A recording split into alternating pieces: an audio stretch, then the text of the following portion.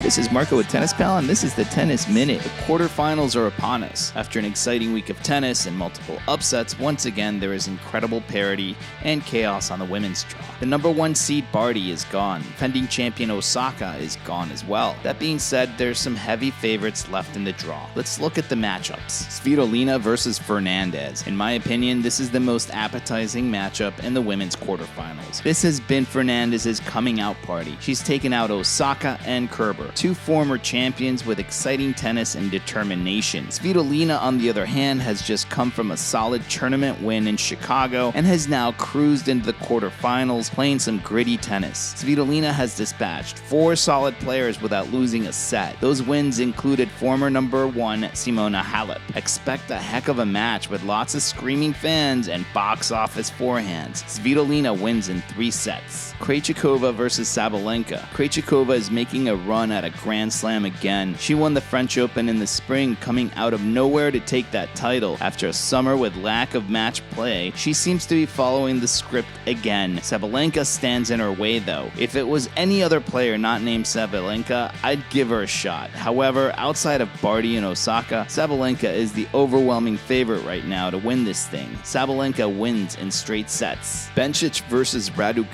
Radu is one of the youngsters that is making major noise at this year's US Open. She's a likable teenager with an exciting game. 6 months ago, nobody knew who she was, and then she made a run to the round of 16 at Wimbledon. She's now in the quarters of the US Open and will meet Bencic, who has been playing some outstanding hard-court tennis throughout the US Open. Bencic will have too much power, consistency, and professionalism for Raducanu. Bencic wins in straight sets. Pliskova versus Zakar. This will be a hard-hitting match, pitting 2 intense players against each other. Zakar is playing out of her mind, beating Andreescu in a 3-set thriller to reach the quarters. Meanwhile, Pliskova has been a picture of consistent results this year, especially on hard courts. Pliskova will need to serve well, while Zakar will want to play with the same intensity that took out Andreescu. Pliskova will be the fresher of the 2 players. Pliskova wins in 3 sets.